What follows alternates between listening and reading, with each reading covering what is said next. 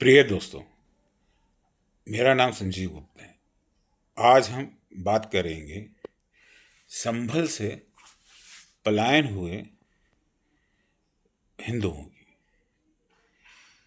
ये पलायन क्यों, डेमोग्राफी में चेंजेस क्यों, और ये डेमोग्राफी का चेंजेस हमारे हिंदुस्तान में इतनी बड़ी प्रॉब्लम क्यों बन गई, ये हुआ कब से शुरू, इस इतिहास को डिकोड करने की कोशिश करते हैं और फिर इसके राजनीतिक पहलुओं को भी डिकोड करेंगे। असल में हमारा देश जब गुलाम होना शुरू हुआ, उससे पहले हमारे देश के अंदर एक ही धर्म था, वो थे हिंदू। लेकिन जब मुगल आक्रांताओं ने हिंदुस्तान के ऊपर आक्रमण किया तो पहले तो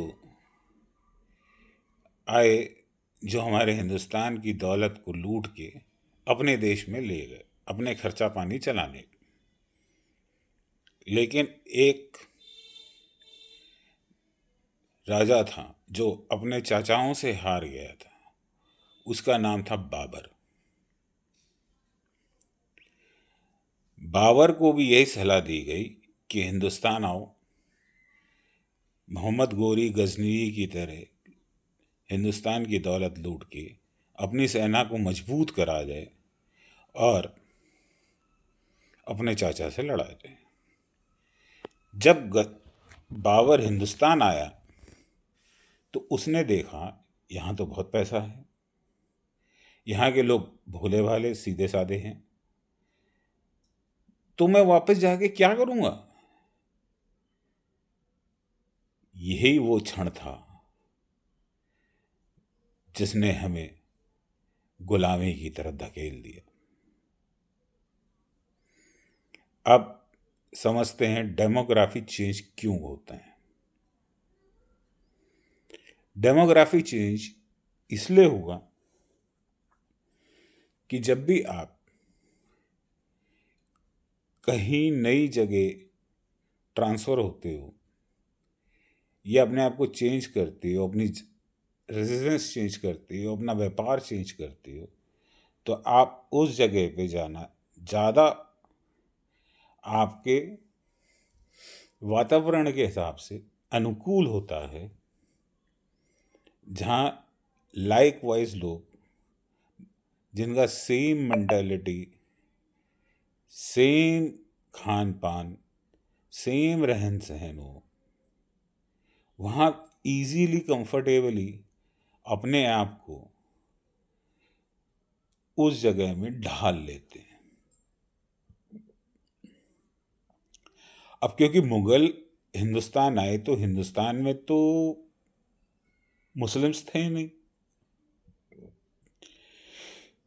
तो उन्होंने क्या करा, यहाँ पर उनके राज करने के लिए उन्हें अपना महत्व,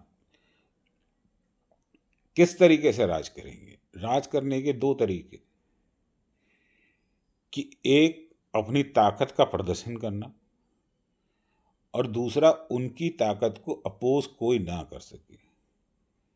तो ताकत का प्रदर्शन करने के लिए तो सेना, क्रूरता, दूसरा अब उनको कोई चैलेंज ना कर सके, यहाँ का माहौल उनके हिसाब से हो, यहाँ पे खान पान, रीति रिवाज, धर्म उनके हिसाब से चले, तो उन्होंने यहाँ पर कन्वर्जन शुरू किया। इस तरीके से हमारे हिंदू लोग जो बेचारे रजिस्ट ज़्यादा नहीं कर पाए, जिनकी फैमिलियों को तंग किया गया या वो तलवार की धार के आगे झुक गए, वो मुस्लिम बन गए। उन्होंने अपना धर्म को परिवर्तन किया। अब डेमोग्राफी चेंज करने का असली कारण ये है कि और देश के राजा हम उनके देश में ना आ सकें, या उनकी कोई प्लानिंग हो रही हो या कुछ वहाँ हिल रहा हो तो उसकी खबर उन तक पहुँच सके। इसलिए जो उनके दुश्मन राजा थे उनके देशों के आसपास, ध्यान दीजिए, जो मुगलों के दुश्मन थे उस जगह के आसपास, उनके राज्यों के आसपास के गांवों में डेमोग्राफी चेंज किया गया ताकि छोटी सी छोटी बात भी मुगल दरबार तक पहुंच सके। ये मेन मुद्दा है डेमोग्राफी चेंज का। सबसे पहला उदाहरण आज की दुनिया में जो ज़्यादा पुराना नहीं है, वो डेमोग्राफी का सबसे बड़ा उदाहरण जो आज हमारी ज़िंदगी का, हिंदुस्तानियों की ज़िंदगी का सबसे बड़ा नासूर है, वो है पाकिस्तान और बांग्लादेश।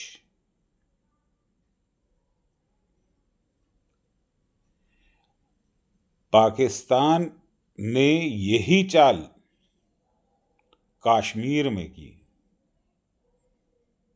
जिसकी वजह से वहाँ पर पंडितों और हिंदुओं का पलायन हुआ।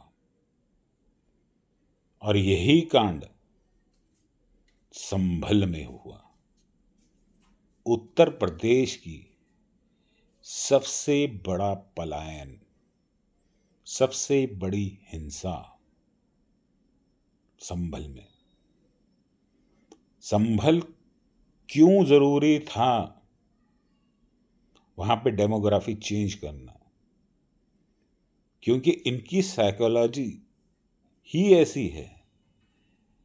उन्हें पता था कि हमारे धर्म शास्त्रों में लिखा है कि कलयुग में जो कलगी अवतार पैदा होंगे तो हमारा मानना है कि वो संभल में ही होंगे।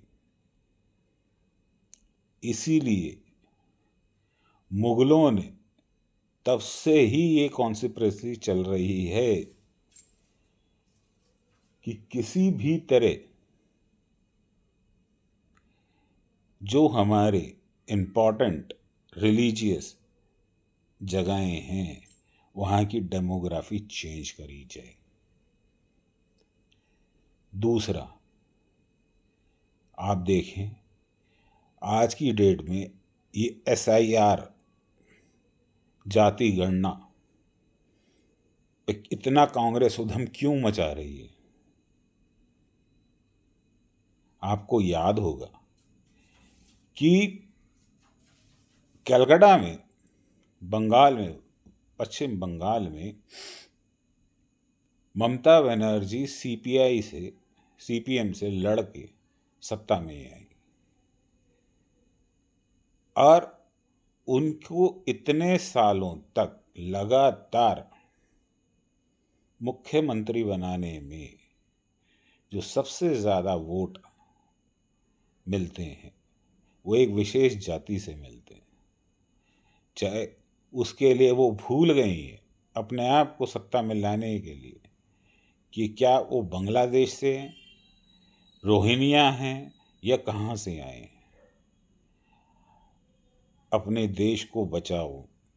ये डेमोग्राफी चेंज होने का मेन मकसद अगर हमें पता है तो हम अपने बॉर्डर्स को सिक्योर कर सकते हैं और वो सबसे ज़्यादा ज़रूरी है। असली मतलब डेमोग्राफी चेंज का समझिए। अगर आपको ये अच्छा लगे तो लाइक कीजिए, शेयर कीजिए और ज़्यादा से ज़्यादा लोगों को अपने इससे जोड़ें और सब्सक्राइब करना ना भूलें। धन्यवाद।